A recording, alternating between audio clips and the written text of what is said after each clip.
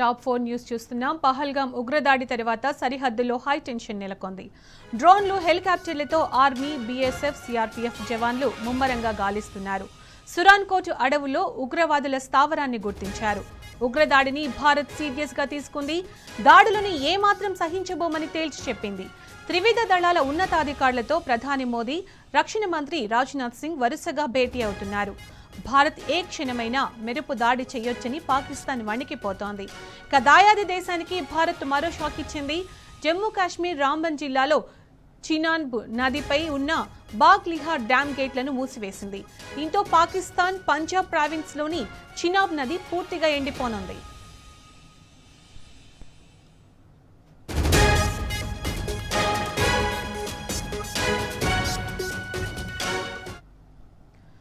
పహల్గాం ఉగ్రదాడి తర్వాత పరిణామాల గురించి మరిన్ని వివరాలు మా ప్రతినిధి లివిల్ అందిస్తారు. లివిల్, పహల్గాం ఉగ్రదాడి తర్వాత సరిహద్దుల్లో ప్రస్తుతం ఎలాంటి సిచ్యుయేషన్ ఉంది?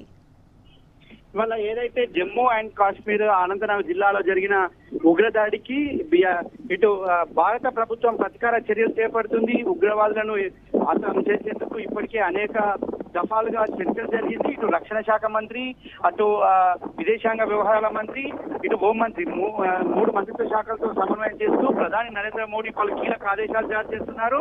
అంతేకాకుండా కేంద్ర త్రివిధ దళాలను సైతం ఎప్పటికప్పుడు మానిటరింగ్ చేసి వారికి ఇప్పటికే ఫ్రీ హ్యాండ్ ఇచ్చారు.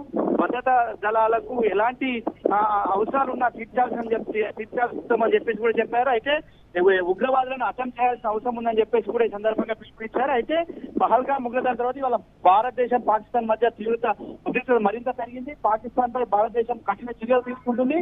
ఉగ్రవాదం పోరులో అమెరికా సహా రష్యా, అనేక ప్రపంచ దేశాలు భారతదేశానికి మద్దతుగా నిలుస్తున్నాయి. ఇది ఉండగా దేశ రక్షణ కార్యదర్శి రాజేష్ కుమార్ సింగ్ కొద్దిసేపటి క్రితమే ప్రధాని నరేంద్ర మోడీని ఆయన నివాసంలో కలిశారు.